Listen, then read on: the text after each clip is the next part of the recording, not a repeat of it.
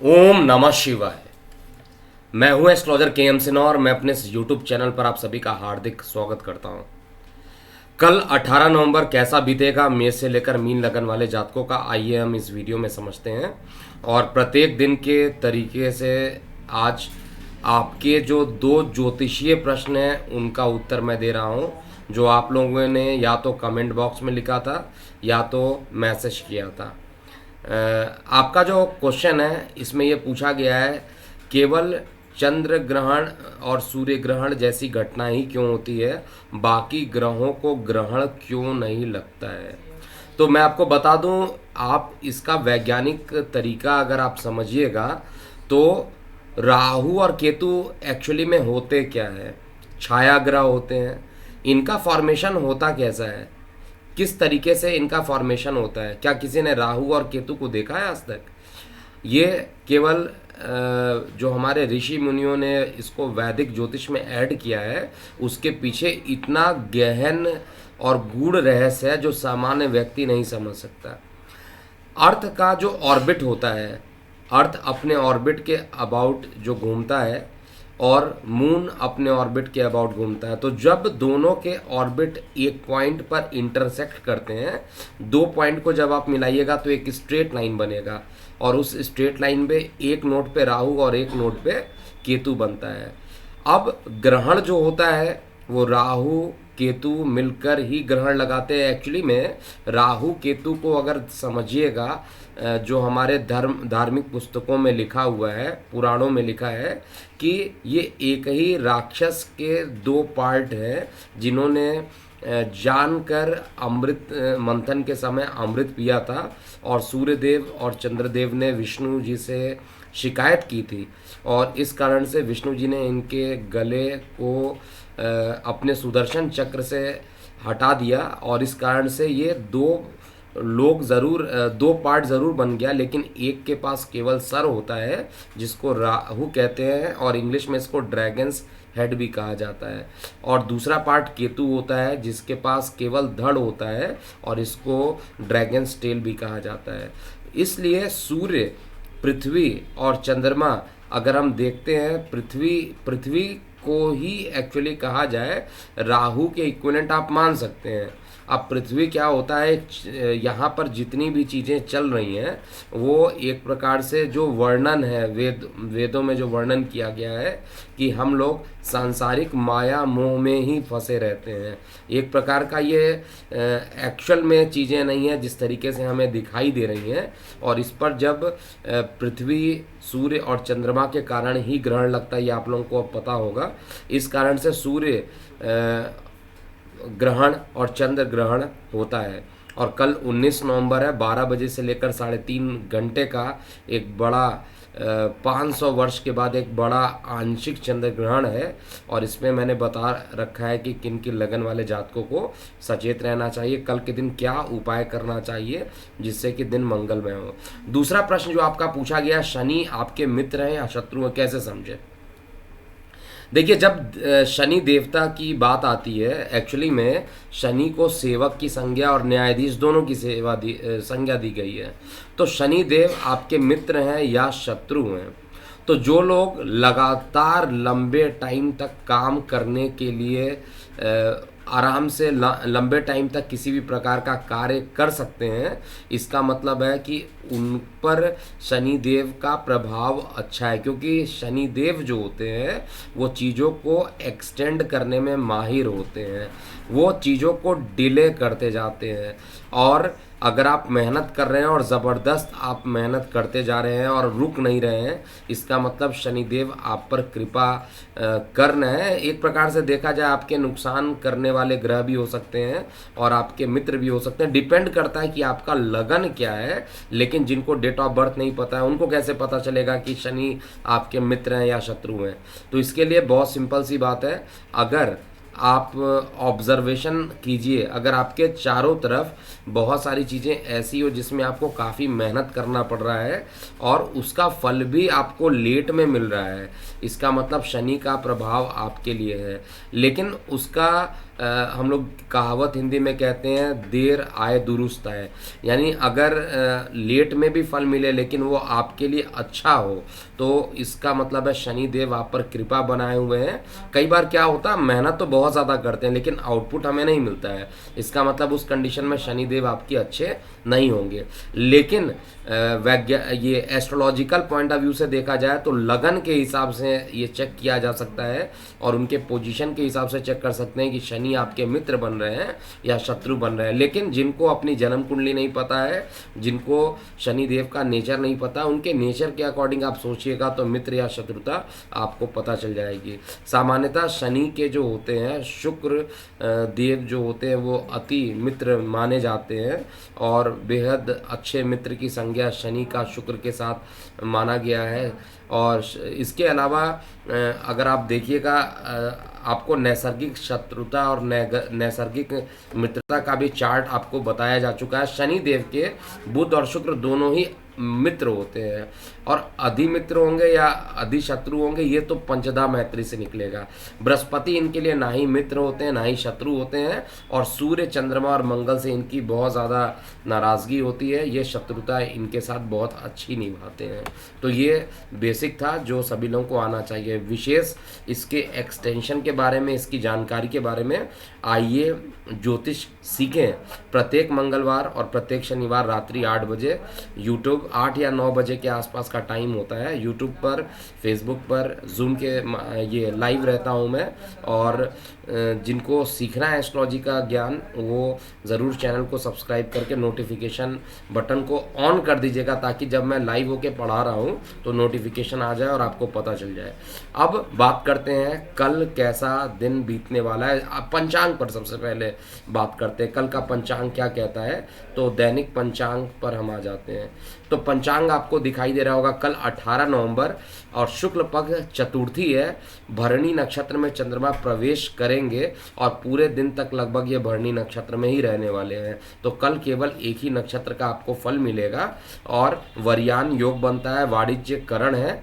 और अगर आप देखिएगा दिशाशूल दक्षिण दिशा में दिशाशूल है, उस समय यात्राएं दक्षिण दिशा में नहीं करनी चाहिए। राहु काल दोपहर 8:30 बजे से लेके 10 बजे तक के बीच का राहु काल है। और कई लोगों ने और भी प्रश्न पूछे हैं राहु काल में को अशुभ क्यों माना जाता है, इसका भी कई लोगों ने कमेंट बॉक्स में लिखा था। इस पर भी मैं किसी दिन विस्तृत चर्चा करूंगा। फिलहाल कल का दिन आपका कैसा बीतेगा, आइए हम आपके चार्ट को ओपन करते हैं। तो आप चार्ट देख रहे होंगे। सबसे पहले मेष लगन की बात करते हैं। मेष लगन में कल चंद्रमा शुक्र के नक्षत्र में रहेंगे और शुक्र आपके लगन का ही शत्रु होता है और इस समय गोचर में आपके भाग्य स्थान पे शुक्र का प्रवेश है। कल का दिन आपके लिए मिश्रित परिणाम देने वाला है। एक तरफ जहां पर उदर संबंधित कुछ परेशानियां उत्पन्न हो सकती हैं, एक तरफ जहां पर विद्यार्थी वर्गों को कुछ कठिनाइयों का सामना करना पड़ सकता है। कई प्रतियोगी परीक्षाओं में काफ़ी मेहनत के बाद सफलता मिले, ऐसे योग बन रहे हैं। तो अगर कल का डेट एग्जामिनेशन के लिए है और वो कंपलसरी नहीं है, आप दूसरा डेट अगर ले सकते हैं तो आपको निश्चित रूप से कल के डेट को स्किप कर देना चाहिए और नेक्स्ट अच्छे डेट का वेट करना चाहिए। लेकिन बहुत सारी चीज़ें जो होती हैं वो आपके लगन कुंडली और आपकी दशा अंतरदशा पे भी डिपेंड करती है। लेकिन गोचर में सामान्यतः यहाँ पर उदर संबंधित परेशानियाँ कल के दिन देखने को मिलेगा। अगर कोई प्रेम प्रसंग चल रहा था तो उसमें प्रेम प्रसंग में कुछ सी प्रकार का वाद विवाद होना और गले में इन्फेक्शन कल भी लगा रहना है। इसके अलावा कार्य क्षेत्र में आपको मेहनत करना पड़ेगा और आपको जिस पोस्ट पर आप हैं आपको उस पोस्ट को समझना पड़ेगा और उसके लिए आपको ज़बरदस्त मेहनत आगे के जो 2-4 दिन है उसमें काफ़ी मेहनत करना पड़ेगा और उसके मेहनत की भी लोग काफ़ी तारीफ करेंगे, कार्यों की सराहना की जाएगी। और आत्मविश्वास जो आपका घट गया है, इस आत्मविश्वास को भी कल के बाद के जो डेट आ रहे हैं उसमें आपके आत्मविश्वास बढ़ेंगे। धन सामान्य रहेगा और भाग्य का साथ बहुत ज़्यादा नहीं मिलेगा। शेयर सट्टा लॉटरी से इस समय बिल्कुल दूर रहिए। पिता के स्वास्थ्य में कुछ गिरावट अकस्मात उत्पन्न हो सकता है। वृषभ लगन की बात किया जाए तो वृषभ लगन में चंद्रमा की उपस्थिति भरणी नक्षत्र में मेष राशि में और आपके लगन से द्वादश में है। अकस्मात खर्चों की अधिकता हो सकती है। छोटे भाई बहनों से वाद विवाद होने की संभावना भी रहेगी। किसी प्रकार के कॉन्फिडेंस में लैक हो जाना, कमी हो जाना, ऐसा कल के दिन में दिखाई दे रहा है।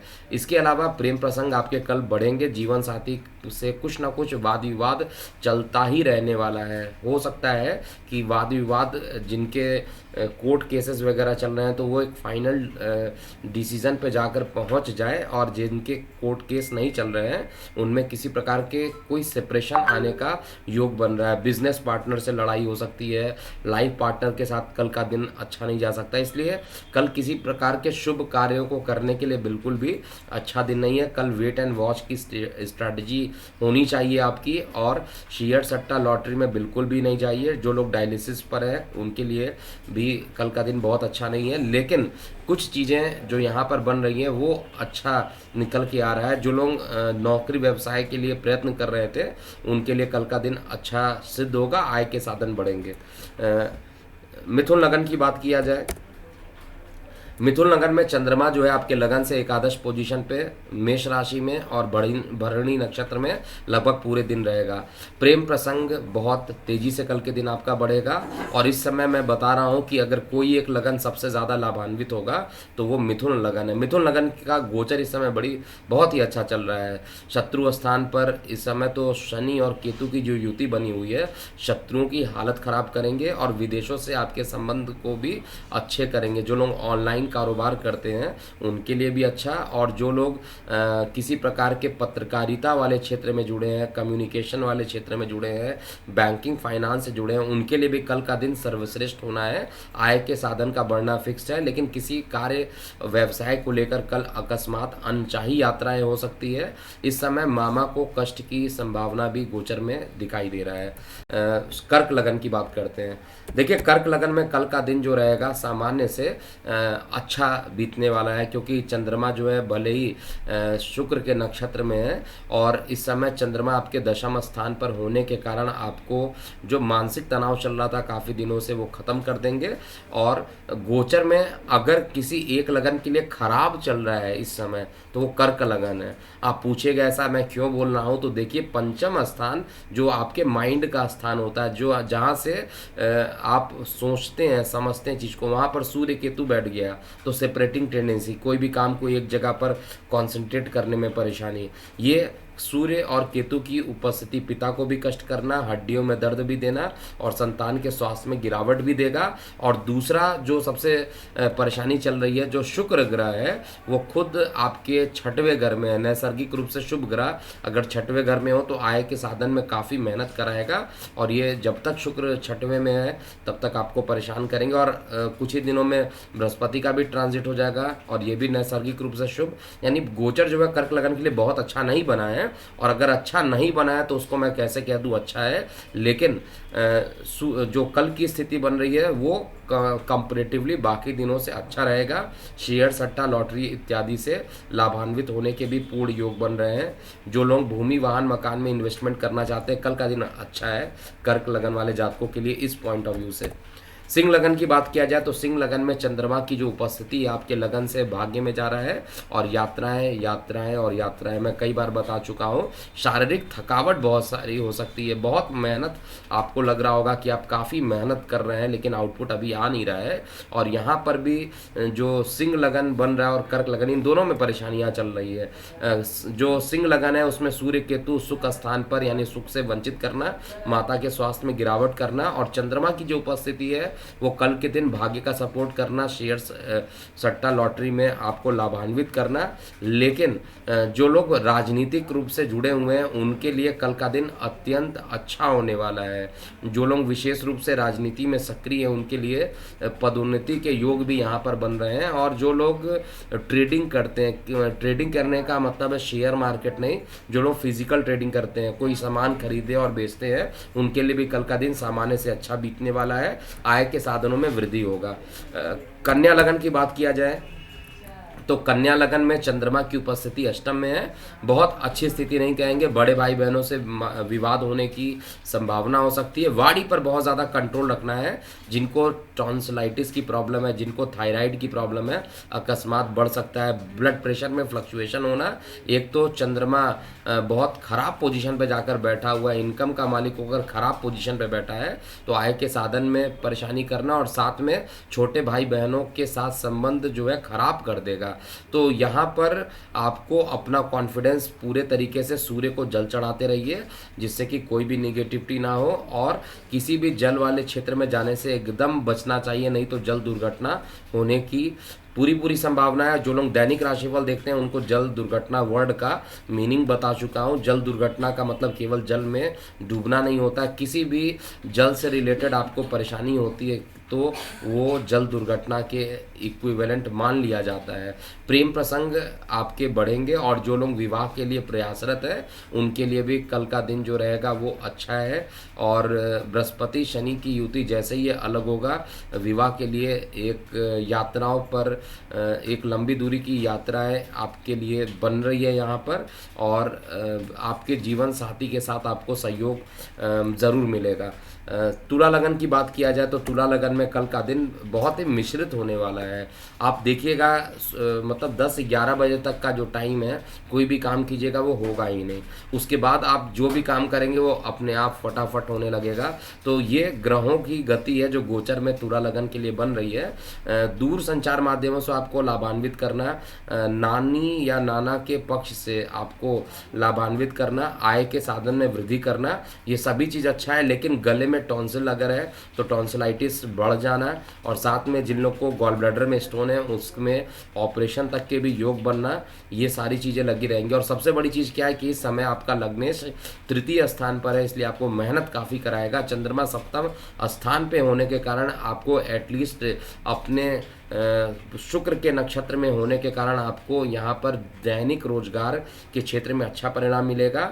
जीवन साथी के साथ आपके संबंध मधुर बनेंगे। प्रेम प्रसंग में हालांकि जो लोग इन्वॉल्व हैं उनके लिए कुछ मिश्रित परिणाम कल के दिन देखने को मिलेगा। वृश्चिक लगन की बात किया जाए तो वृश्चिक लगन में ये टाइम अब फिर थोड़ा सा खराब हो रहा है। वृश्चिक लगन के लिए बीच में थोड़े दिन के लिए ठीक हुआ था, अब फिर खराब हो रहा है, क्योंकि लगन में केतु अकेले ही जो थे वो कम नहीं थे, अब सूर्य देवता भी लगन में आ गए हैं, और कार्य को करते समय कुछ ना कुछ परेशानियां उत्पन्न हो सकती हैं। वाहन चलाते समय विशेष ध्यान दीजिए, नहीं तो कल के दिन किसी प्रकार की दुर्घटना होने की भी संभावना हो सकती है।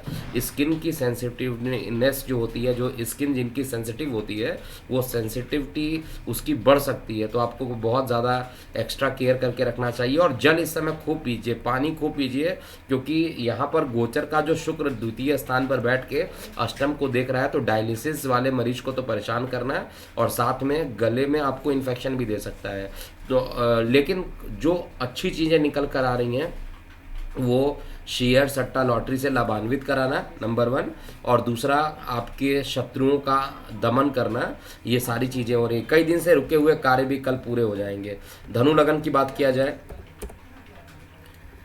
धनु लगन में चंद्रमा की जो उपस्थिति बन रही है वो आपके लगन से पंचम स्थान पर बन रही है। प्रेम प्रसंग बढ़ेगा, इसमें कोई दिक्कत नहीं दिखाई दे रहा है। और जो भरणी नक्षत्र का चंद्रमा होता है अकस्मात प्रेम प्रसंग को काफ़ी तेज़ी से बढ़ा देता है, और यहाँ पर प्रेम प्रसंग बढ़ेंगे। उधर संबंधित जो परेशानियाँ चल रही थी वो ख़त्म होंगे, और आपके लिए अब तो समय अच्छा आने वाला है। कुछ दिन और वेट कर लीजिए, 2 से 4 दिन और वेट कर लीजिए, आपके जो बुरे समय थे अब ख़त्म हो रहा है, मैं बार बार बोल रहा हूँ। और जो लोग दैनिक राशिफल देखते हैं ज़रूर देखा कीजिए, इससे आपको एटलीस्ट उस डे का ट्रेंड पता चल जाएगा कि ये दिन आपके लिए अच्छा है या खराब है, ट्रेंड पता चल जाएगा पूरे, क्योंकि ये जनरल प्रेडिक्शन होता है, गोचर का प्रेडिक्शन होता है, लेकिन ट्रेंड अगर आपको पता चल जाए, आपको केवल ये पता चल जाए आज का दिन आपका अच्छा बीतने वाला है या परेशानियां आ सकती है, तो एटलीस्ट आप अलर्ट हो सकते हैं। जीवन साथी के साथ आपके जो रिलेशन है वो काफ़ी मजबूत होते जाएंगे, और शत्रुओं का अब अंत होने का समय है। शत्रु इस समय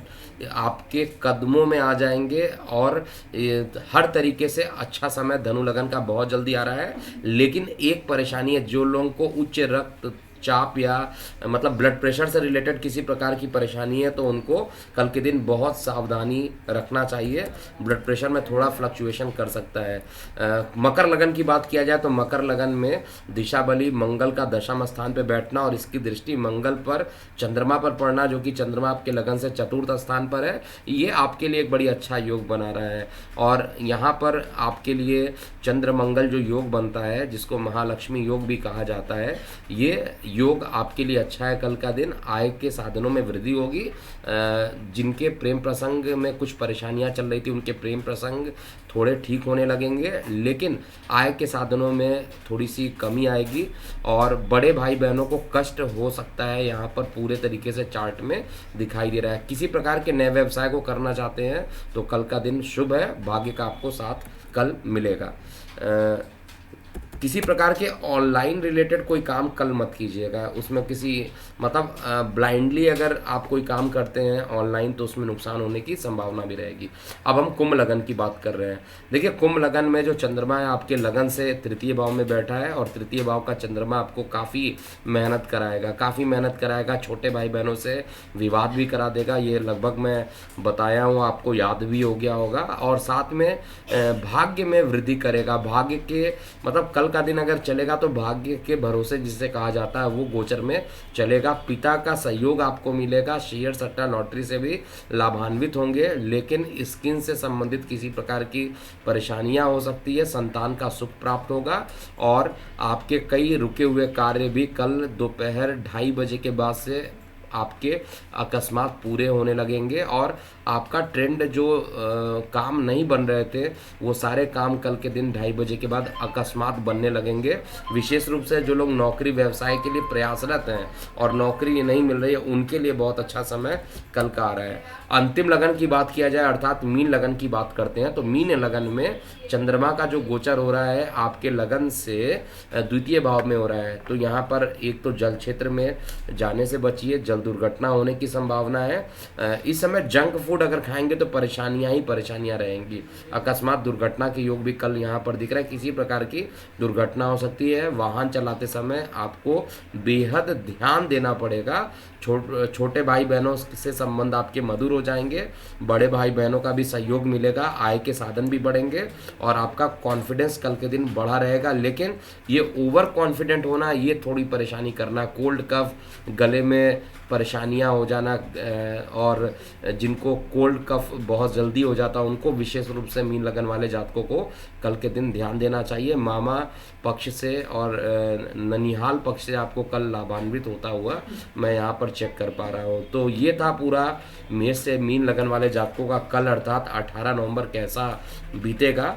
जाते जाते एक बार पुनः बता दूं, जो लोग एस्ट्रोलॉजी के लिए 12 आवर का एक मैं सेमिनार आयोजन कर रहा हूँ, जो प्रत्येक दिन 2 घंटे का इसका आयोजन होगा और ये हमारे कम्युनिटी पोस्ट में आपको सारे डिटेल दे दिए जाएंगे।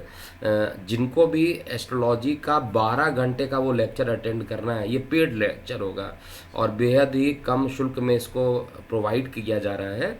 जो लोग इंटरेस्टेड है, जिनको रियली सीखना है, और ये सेमिनार का केवल टारगेट रहेगा चर दशा जैमिनी एस्ट्रोलॉजी जिनको सीखना है। देखिए, बहुत टाइप की एस्ट्रोलॉजी होती है, मेदिनी, जैमिनी, न्यूमरोलॉजी, बहुत टाइप के एस्ट्रोलॉजी, मतलब प्रिडिक्शन करना अलग अलग तरीके से होता है। लेकिन चर दशा से भविष्यफल किस तरीके से किया जाता है A to Z live example के साथ पर्सनली जूम पर ये होगा। रात्रि 8 से 10 बजे के बीच का टाइमिंग रहेगा। तो जिन लोग इसमें पार्टिसिपेट करना चाहते हैं वो हमारे नंबर 9818318303 पर अभी कॉल करें और रजिस्टर करा लें और इसको कम्युनिटी पोस्ट में जाकर चेक कीजिएगा। आपको इसके प्रपोजल्स वगैरह सारे मिल जाएंगे, क्या क्या कवर किया जाएगा। ये पूरे 12 घंटे का एक सेमिनार है और ये यूट्यूब पे लाइव नहीं रहेगा, ये पर्सनली दिया जाएगा और जूम के माध्यम से दिया जाएगा और पेड रहेगा। अभी के लिए इतना ही। मैं हूँ एस्ट्रोलॉजर के एम सिन्हा। ओम नमः शिवाय।